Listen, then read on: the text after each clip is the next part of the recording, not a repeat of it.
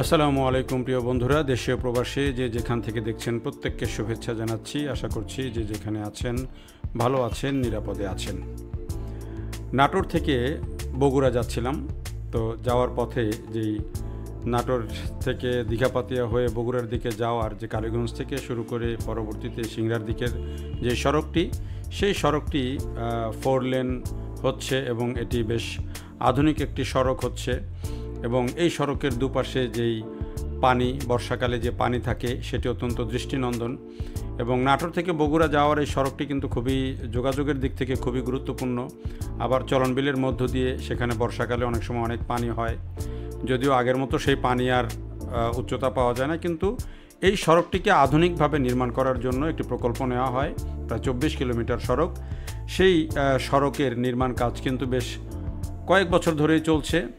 তবে এই কাজটি বিগত সরকারের সময়ে জোরালোভাবেই চলছিল। আমি এর আগেও একবার গিয়েছিলাম, তো সেই সময়ে কাজটি বেশ জোরালোভাবেই চলছিল, কিন্তু মাঝখানে আমরা জানি যে অন্তর্বর্তী সরকার আসার পরে বেশিরভাগ প্রকল্পেরই কাজে অনেক ধীরগতি চলে এসেছে এবং সব প্রকল্পের কাজই কিন্তু খুব ধীরগতিতে চলছে।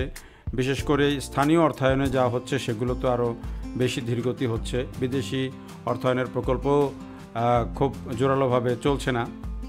তো তেমন চিত্রটা আসলে এখানেও এই সড়কের ক্ষেত্রেও দেখছি যে আমরা এই কাজটা নাটোরের দিক থেকে গেলে কয়েক কিলোমিটার পর্যন্ত কাজটা বেশ ভালোভাবেই হচ্ছে, যদিও পরিপূর্ণভাবে হয় নাই। কাজটা যে একেবারে গোছানোভাবে হওয়া সেভাবে হয় নাই। ডিভাইনের কাজ হয়েছে, কিন্তু ডিভাইনের মাঝখানে যেই সৌন্দর্যবর্ধন হওয়ার কথা সেটি হয় নাই। পাশাপাশি দুই দিকেও যেভাবে হওয়ার কথা সেই দুই পার যে বেঁধে দেওয়া সেটিও সব দিকে হয় নাই। তবে যেতে যেতে এই যে এখানে যে আইসিটি পার্ক বা আইসিটি ইনকিউবেশন সেন্টার যেটি করা হচ্ছিল সেটি এই প্রতিষ্ঠানটি কিন্তু এই সড়ক দিয়ে যাওয়ার ক্ষেত্রে সবচেয়ে বেশি মানুষের দৃষ্টিতে পড়ে এবং সবচেয়ে বেশি এটি দৃষ্টি আকর্ষণ করে। বিশেষত যখন দুই দিকে পানি থাকে, সড়কটা সুন্দর, দুই দিকে পানি এবং মাঝখানে এমন একটা দৃষ্টিনন্দন স্থাপনা এবং খুবই আধুনিক ডিজাইনের একটি স্থাপনা, সেই স্থাপনাটা কিন্তু অনেক দূর থেকে চোখে পড়ে। সেটি আপনি সিংড়ার দিক থেকে আসলেও বা নাটোরের দিক থেকে গেলে দুই দিক থেকেই কিন্তু স্থাপনাটি চোখে পড়ে। দুঃখজনক বিষয় হলো যে এই 5 আগস্টের পরে যে কাজটি বন্ধ হয়ে গিয়েছিল, এখান থেকে যারা কাজ করছিলেন তারা চলে গিয়েছেন। তারপরে কিন্তু আর এখানকে সেভাবে কাজটি আর হচ্ছে না। ওই স্থাপনাটি এভাবেই আছে, কাজগুলো এভাবেই পড়ে আছে, খুব বেশি আর আগায় নাই। অথচ এটি একটি অত্যন্ত গুরুত্বপূর্ণ একটি প্রকল্প আমার কাছে মনে হয়েছে, বিশেষ করে তরুণ প্রজন্মের জন্য, যেহেতু এটি একটি আইসিটি ট্রেনিং সেন্টার আছে, আইসিটি পার্ক, এবং এখানে প্রতি বছর 1000-এর বেশি শিক্ষার্থী বা তারা কারিগরি জ্ঞান নিয়ে বেরিয়ে যেতে পারেন, দেশে এবং দেশের বাইরে ছড়িয়ে যেতে পারেন, তেমন একটা উদ্দেশ্য নিয়েই কিন্তু এই প্রতিষ্ঠানটি করা হয়েছিল। তো সেই প্রতিষ্ঠানটি কিন্তু এখানে আছে, যদিও প্রতিষ্ঠানটি এখনও পর্যন্ত সেভাবে কার্যকর নেই। এখন এটির নির্মাণ কাজই এখনও পর্যন্ত পরিপূর্ণভাবে শেষ হয়নি। আর এই যে সড়কটার কথা বলছিলাম, সেই সড়কটাও আমরা যাচ্ছি আর দেখেন দুই দিকে পানির সৌন্দর্য, এবং সড়কটা ঠিক যেভাবে হওয়ার সেইভাবে কিন্তু কাজটা হচ্ছে না, সেইভাবে আগাচ্ছে না। এবং এখন বেশিরভাগ সড়কের ক্ষেত্রেই তাই হচ্ছে। আসলে যারা কাজ করছেন তাদেরকেও আসলে কে যে জবাবদিহি করছে, কে করছে না, বা কাজের কোয়ালিটি কিভাবে যাচাই করছে কি করছে না, কিংবা কাজটা কবে শেষ হওয়ার কথা, কবে হচ্ছে, সেসব কোনো বিষয়েরই কিন্তু আর এখন ঠিক নাই।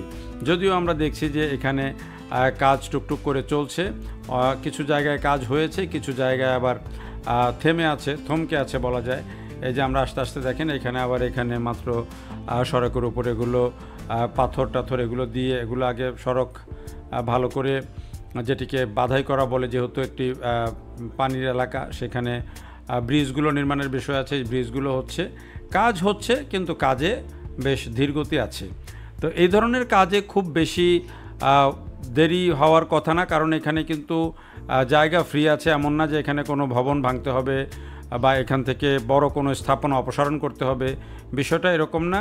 আসলে দুই দিকে বালি ভরাট করা, মাটি ভরাট করা, তারপরে সড়কটা যতটুকু বাড়ানো, তারপরে এটির মূল কাজটি করে ফেলা। এটি এমন কোনো জটিল কাজ না। তারপরেও কাজটি কিন্তু অনেক ধীরগতি এবং কাজটি এখন পর্যন্ত কিন্তু শেষ হয়নি।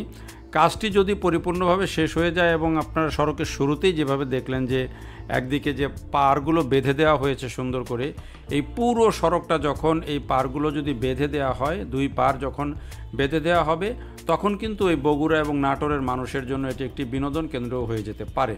এই যে একটি সিংড়া চলনবিলের যে একটা চিরচেনা দৃশ্য, এই যে খড় নিয়ে যাওয়া, এটি নৌকা দিয়েও নিয়ে যায়, ট্রাক দিয়ে নিয়ে যায়, আবার এই যে পিকআপে করে নিয়ে যায়, আবার এই যে শ্যালো ইঞ্জিনের যে গাড়ি সেগুলো দিয়েও নিয়ে যায়, এবং এটি হচ্ছে চলনবিলের একটা চিরাচরিত দৃশ্য। তো এই দৃশ্য দেখতে দেখতে আমরা আবার এই যে সড়ক দিয়ে যাচ্ছি সিংড়ার দিকে, এবং যেতে যেতে দেখেন এই যে আরও কিছুটা অগ্রসর হয়ে সিংড়া শহরের ঢোকার আগে কিন্তু আমরা দেখছি যে এখানে আবার কাজ কিছুটা আগাচ্ছে, ডিভাইনের কাজটা হচ্ছে।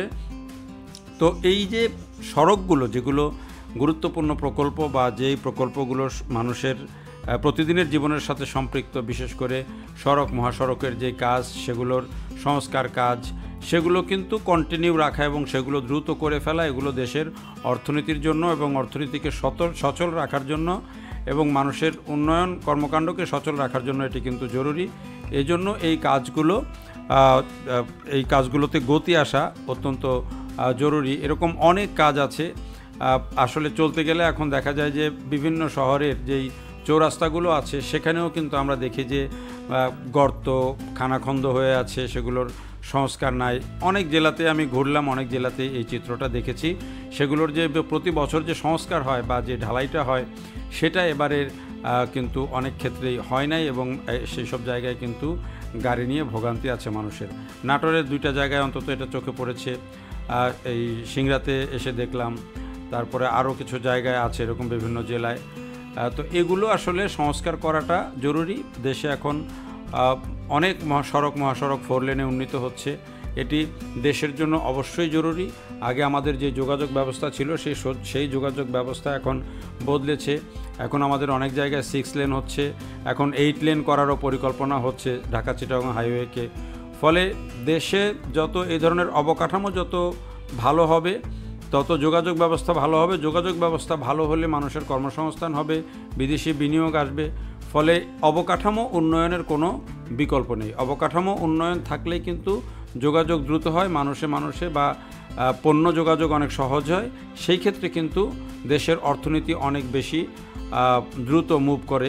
আর অর্থনীতিকে সচল রাখার স্বার্থেই কিন্তু এসব অবকাঠামো ক্ষেত্রে উন্নয়ন জোরালোভাবে করা জরুরি। বলতে বলতে আমরা এই যে চলনবিল গেটে চলে আসলাম। এটি হচ্ছে সিংড়ার অত্যন্ত একটি গুরুত্বপূর্ণ জায়গা, এবং চলনবিল গেট থেকে দক্ষিণ দিকে ঢুকলে চলনবিলে যাওয়ার মূল সড়ক, এবং এখানে কিন্তু আপনি কিছুটা দূর অগ্রসর হলেই বর্ষাকালে আসলে তখন আপনি পানির দেখা পাবেন, এবং শীতকালে আসলে কিন্তু আপনি দিগন্ত বিস্তৃত সরিষার যে ক্ষেত সেগুলো দেখতে পারবেন।